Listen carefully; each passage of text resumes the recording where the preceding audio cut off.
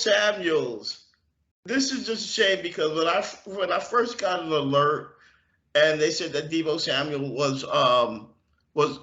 had removed all of his everything about the 49ers off his social media and everything, because this is the thing what these kids do now is if we're trying to distance ourselves from the team, so we're going to remove our names from their social media, which I think is dumb. But that's another thing. But that 49er nation went into a frantic. Some people are just like, we'll see what happens when it comes to training camp, and we'll go from there. I'm not going to read into it.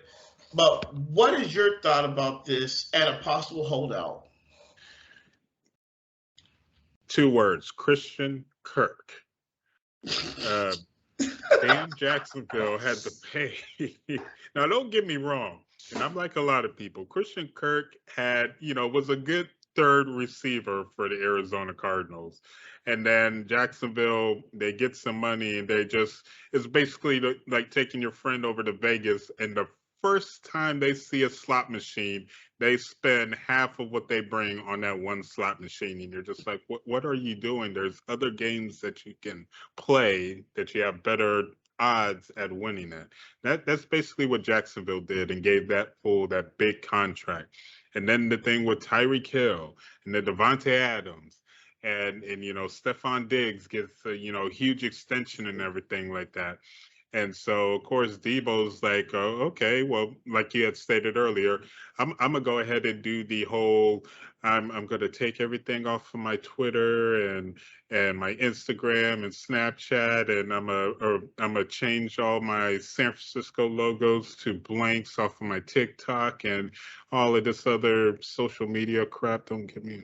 Anyways, so he does all of that just to try to send a message, and it's like, look, man. Out of your 3 years, you had last year was a breakout year, for you, and you were really strong and helpful as far as with us during the playoff run. But basically, you were our offense in the playoffs last year. I'm going to be strictly honest, since we have no quarterback, and I honestly believe that he's got people in his head right now, and he feels that. Do I believe that he should get paid? Yes and no. Yes, meaning as far as his importance to the team, his value to the team is it screams, pay me. I need to be paid big money. The thing about it is that the difference between him, say, to like a Devontae Adams and a Tyreek Hill is that they did it over multiple years. Granted, Tyreek Hill has done a little bit of the running back thing, like reverses and stuff like that. Not a lot, but a little bit, very little. Mm-hmm. But him and Adams, to me, well, while he was in Green Bay, I don't really think so much in Las Vegas, because, Green Bay receivers go to Vegas to the Raiders to die, pretty much. It's like they love Green Bay Packer receivers. They will go there to die. But I mean, Devontae Adams currently right now is the top receiver in the league. And he's not just did it for 1 year. He didn't do it just for 1 year or a couple of years. You could say the past 4 years, 3 to 4 years, Devontae Adams has been up there, or the man. I mean, and you know what? I take that back. I'd put him at number 2, because I got to give props to, even though I know you're going to hate me to say this, but what Cooper Kupp did, I can't knock that. I can't. Triple Crown winner. So he's the number 1 receiver. So Devontae Adams number 2 as of right now, but throughout a 3-year stretch, I would say Devontae Adams is there. Him and Tyreek Hill are basically 1A and 1B, if you want to put like the past 3 years as far as wide receivers. Mm-hmm. So they've done it. They've earned their big money.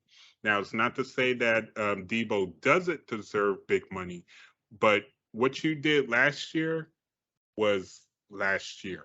The other 2 years, yeah, you did work as a wide receiver, but you didn't put up no Devontae Adams numbers. You didn't put up no Tyreek Hill numbers. You sure as hell didn't put any Cooper Kupp numbers. You didn't put up no Stephon Diggs numbers. Now, granted, we didn't really have a quarterback to throw it to him like that. We're going back to the quarterback thing again. Yes, it's very important because we'll get into that.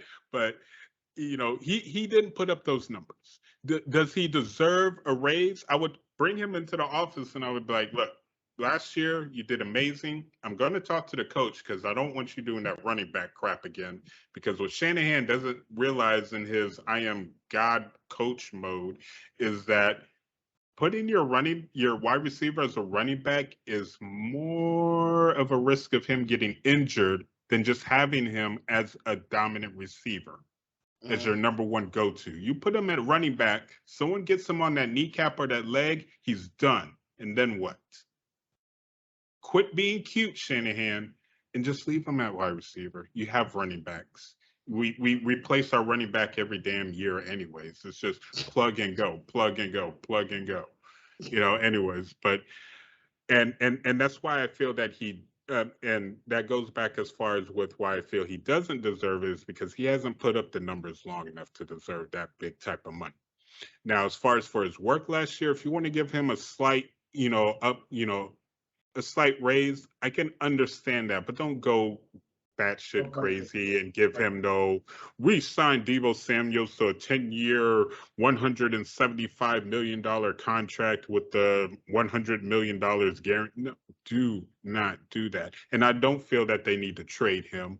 I would be like, look, just keep doing what you're doing and you'll get paid. But this crap right here that you're doing, grow the fuck up. Because regardless of what they say, Brandon Ayuk is basically the same thing as Deebo Samuels, but they don't utilize him. And I don't know why. I don't know why he's always in the doghouse. I don't know why he only gets a catch or two a game. But again, this goes back to the quarterback. If we had someone that would give Deebo and Brandon Ayuk, 8 to 10 looks a game, or even 10 to 12 each, we would be they would run up the field and be destroying cornerbacks like old school Super Tecmo Bowl when you had Christian Okoye just making players bouncing off of him. Our receivers would be doing that left and right, and they would both be putting up gaudy numbers. Then we could really have a discussion of, hey, how many players do we need to release so we can keep both of these guys on here because they are tearing receiving records. They are tearing the league up as the best wide receiver duo in the league. That's what I want. But regardless, I don't feel that Deebo deserves that big type of money. A raise, yes, but not that big type of money, not yet. And as far as with the fans doing all the racist tweets and the death threats, they need to grow the fuck up. That's basically what. Are we allowed to cuss? I'm sorry, I'm going. Yeah, go ahead. Man, go ahead. Okay. But yeah, they need to grow the fuck up, and they need to go ahead and turn in their whatever affiliation 49er gear and stuff. Go ahead and turn it in. Go root for the Cowboys or somebody, and get away from our team because there's no call for that. What he's doing is childish, but not to the point of ever wishing death on a man themselves or threatening their family. And again, when it comes to race, what the hell does race have to do with with the situation? There's no point. There's no point with that. It's kind of like with the whole thing with Westbrook. Granted, you want to knock on the dude's play, that's fine. But as far as doing death threats to him and his family and all of that, grow the fuck up and get the fuck out of here. Go back to preschool or kindergarten and learn your ABCs and learn the colors, within the lines and stuff like that, because that's basically where your brain is at. And your ignorance and stupidity it hasn't hit maturity yet. So go over there with that type of mess. That should never be done to any man, regardless of how bad they're playing or what they're demanding or how ignorant they're acting. There's no call for that at all. But all in all, as far as with Deebo, he shouldn't hold out. He needs to go ahead and man up and keep playing so he can help us to get a Super Bowl. And if he has a better season, the same or a better season than what he had last year, okay, I can understand San Francisco saying, okay, let's go ahead and let's pay this man. But as of right now, no. He needs to be in camp. He needs to get ready for the season. Well, let me go ahead and piggyback off the stupid fans. What insulting the man, threatening, and talking about them? How's that going to work? Would you want to come back to a place of somebody sitting there and making death threats, insulting, and calling you off your, using racial slurs? You go to work. We go to work. I would not dare go to work if my boss or anybody at work is just sitting there like saying all these everything out of or just saying all this stuff to me. So what makes you saying all this stuff to him is going to make him want to come back? Like, oh, okay, I'll come back and we can play it. Let's go win. No, he's going to remember this. He's going to know exactly what's going on. You're threatening him. You're threatening his family. You're calling him all sorts of N-words and all this other stuff. Like that's going to make him come back. I agree with you. If with fans doing this, that's not called. That's really uncalled for. And my thing is, hell, if you're a 49er fan and you come to me saying this, you can take. I don't even know who you are. I can't cheer. I don't feel comfortable cheering alongside someone like that. I can't break bread with somebody like that. I don't do that. Let's put it like this. There are two 49ers that I cannot stand. J.J. Stokes and Kevin Barlow. I cannot stand them. I don't like them. I don't like them as Niners. But I will not. But you know what? Unfortunately, I will not go death threats on Kevin Barlow because he ran Garrison Hurst off the team. J.J. Stokes for basically being a punk when what was the name again? Spit in his face. Help me out with the name. Romanowski, the former 49er. Bill Romanowski spit in his face. And that's just not that's not the real reason. But you know what? What he did, what they did, how these guys perform on the field is my anger. But I will not sit there and say I'll kill you and all this other stuff and I hope you this and that and all this other stuff. I just don't like them as players. And if I met them in person, I'd say I don't like y'all as players. That's just it. I don't like your gameplay. You stink. That's just it. I'm mad about it. Life goes on. But in the same breath, threats and insulting, N-words, all this other stuff. Come on, man. I know that it's an easy thing for us all to say, it's, stop it, stop all the hatred and all this. But think about long and hard. You're letting your emotions and all of your anger get to this, so you're going to lowest hanging fruit to let somebody know you're angry. But you don't realize that people are going to remember you went there. And they're never going to forget it. So my thing is that now that you guys got to live with this, and you know what? I like Deebo Samuel. When Deebo was coming out of college, come on, think about it. Coming out, him, A.J. Johnson, and D.K. Metcalf. Those are the three wide receivers coming out in that 2019 draft. And in the second round, whoever the 49ers would have gotten in that draft, it would have been great. But Deebo fit perfect into the scheme. He came in, revitalized. He was a part of revitalization about everything. And now you got a young Brandon Ayuk also coming into his own also. And I think that this is going to be his breakout year next year because he was 876. He got 876 last year. And that's mind-boggling. That's mind-boggling. And you know what? That was with the quarterback who was overthrowing everybody. So imagine when he has somebody who's going to be able to get him the ball. And we're going to talk about that in a moment. So I'm really looking forward to seeing Deebo along with George Kittle, Brandon AU, and even Juwan Jennings. Everybody's in love starting to like Juwan Jennings. I don't know how you feel about it.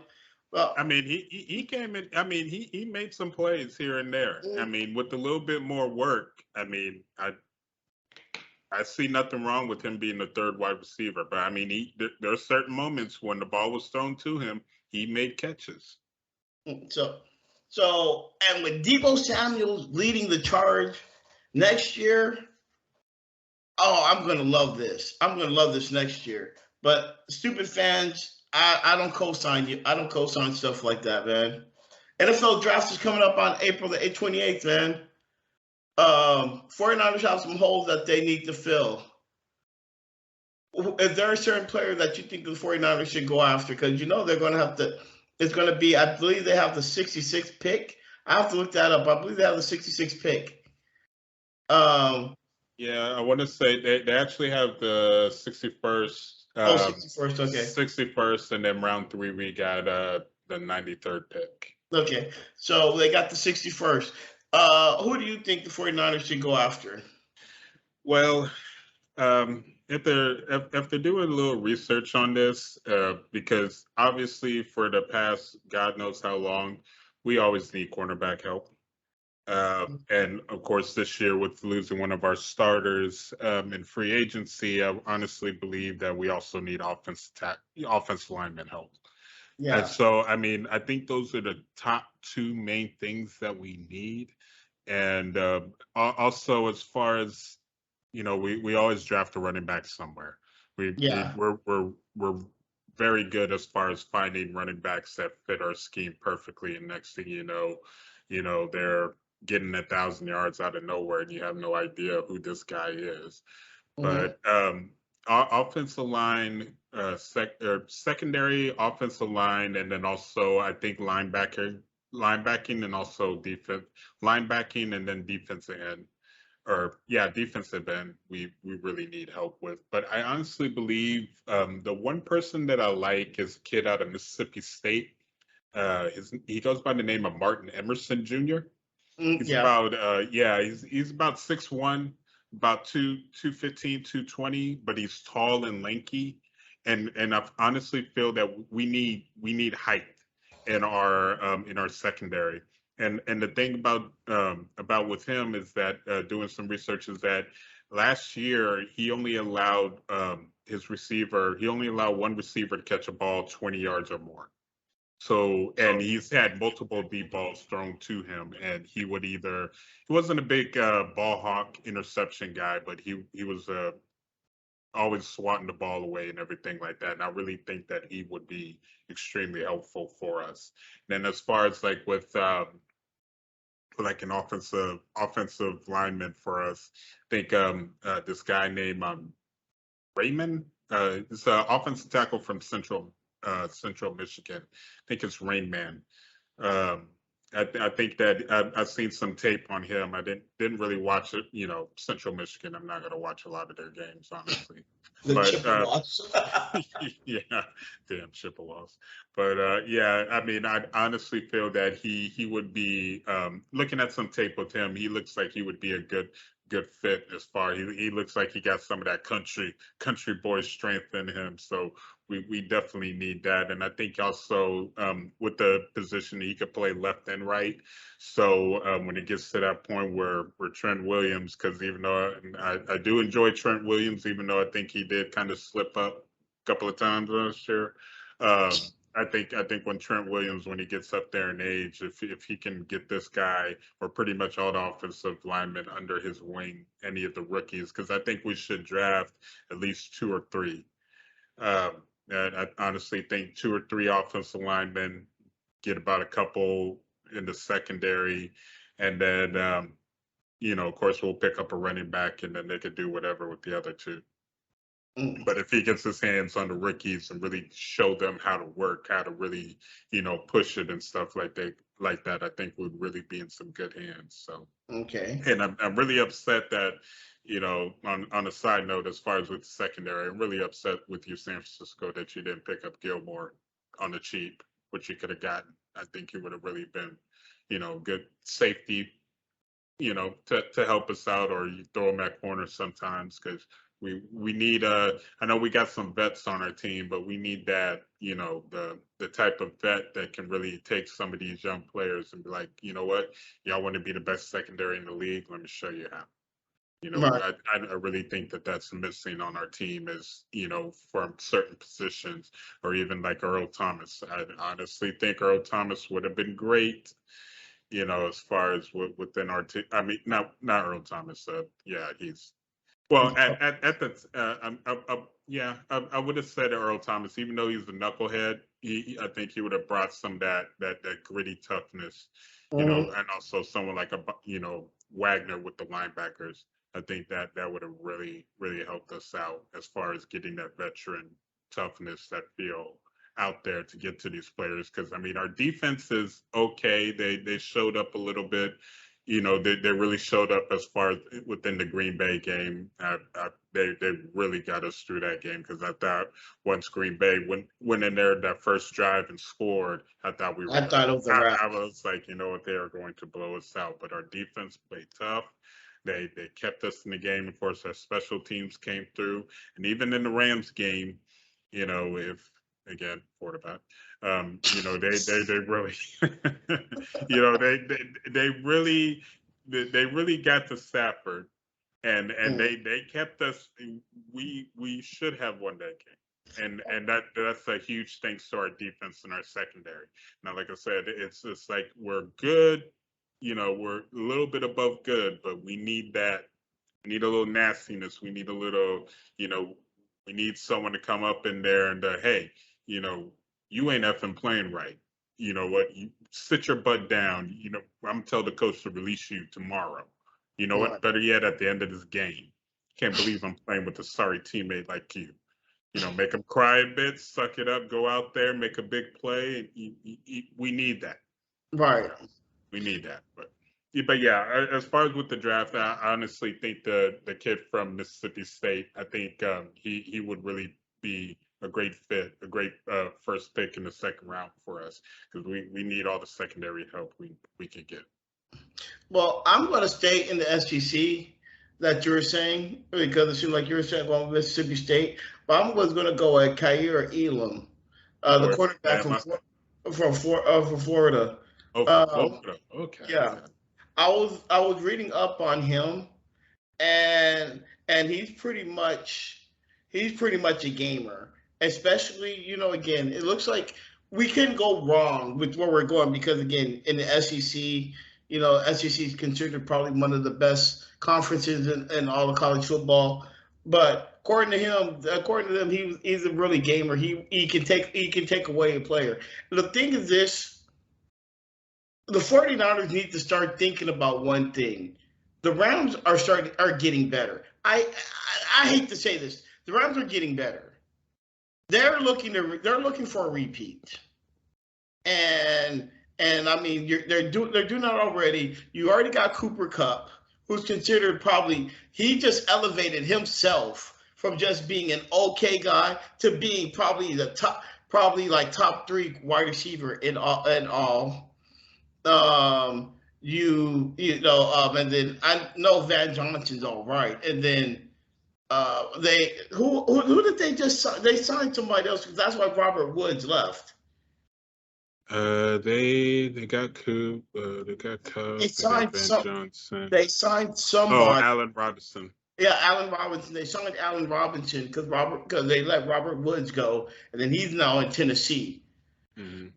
Defensively, they're getting better. You have to start matching with what your opponent's got, and because you don't. Because again, it's pretty much an arms race. Look what the AFC West did. The AFC West, that was a nuclear arms race, where they're trying to match. Trying to stop the Chiefs. You see what San Diego did. You see what the Raiders did.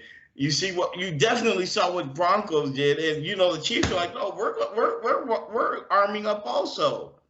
Yeah, Jeff, that division is scary. That's you know what? I am not gonna lie. If I'm not watching a Niner game, I am going to be paying attention to every AFC West team because I just want to see what they do. And when they have matchups against each other, oh, I'm gonna go. That's matchup I'm games. definitely going to be watching those. I'm drafting every player in fantasy. I'm calling it now fantasy football. I'm taking players all from the AFC West because they're going to be putting up points. Oh man, It's going to be a like the Lord. bloodbath.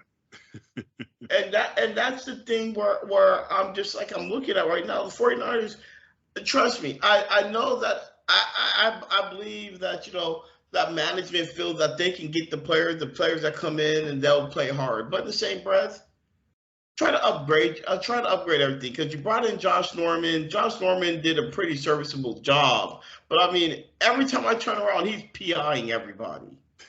That's I true. mean, I like Mosley. I think Mosley he's my favorite player Hmm. on the Niners. But he's being often hurt. Jason Verrett looks like he's starting to resurrect his self, but he's constantly getting hurt. Yes. So you got to start looking to elevate, fix that up. I mean, I also wanted. I know that they love Hafanga. I'd love to see what they're going to do with him now. Are they going to give him more playing time now? Because didn't they just because I don't know if they're going what they're going to do with Tart or because I think that Jimmy just signed an extension. Am I right or am I wrong? Jimmy Ward? Yeah, Jimmy Ward. Yeah, didn't he just? Because I thought I saw something. Stupid me. I thought that I saw something about Jimmy Ward getting some form of getting some kind of extension or something like that. I have to look this up because I was just looking at that. No, he didn't get signed. Okay, No. scratch that. Because it's just because now I'm just wondering like, okay, you got Tart, you got Ward, and then you got Ofanga who they love. What are you And gonna do? he was serviceable when Yeah, he was put into the game. He looks like a young workhorse type of player. it looks Be like kind of curious to see how he'll develop. yeah, I'd love to see what they're going to do right there, but the 49ers definitely need to do that. Also, with them losing Lake and Tomlinson, like you said, and everybody's saying they need to work on that offensive line because there's a big hole on that offensive line, on their guards. Um, Colton McKivitz has not developed into when he's came in. He's not been that guy who I kind of envisioned as when he first got drafted. I'm thinking he's going to be that guy coming out of nowhere because he's from like you said he's from the country in West Virginia, and he's raw and he's got that strength. He's tall. Just get him in there. He can be able to be serviceable. He looks kind of pathetic in my freaking eyes. So I mean, you're gonna need to work on. You're gonna have to bring somebody in on on the offensive line also. I also think as much as we were raving about Brandon Ayu and Deebo Samuel and Juwan Jennings, I think they're going to need to look into getting we need to bring in another wide receiver because I'm looking at their roster right now. And I mean, Ray McLeod, really, And Marcus then Johnson, yeah, I hmm, know they signed a kid that was with Seattle. Malik Oh, Turner. yeah.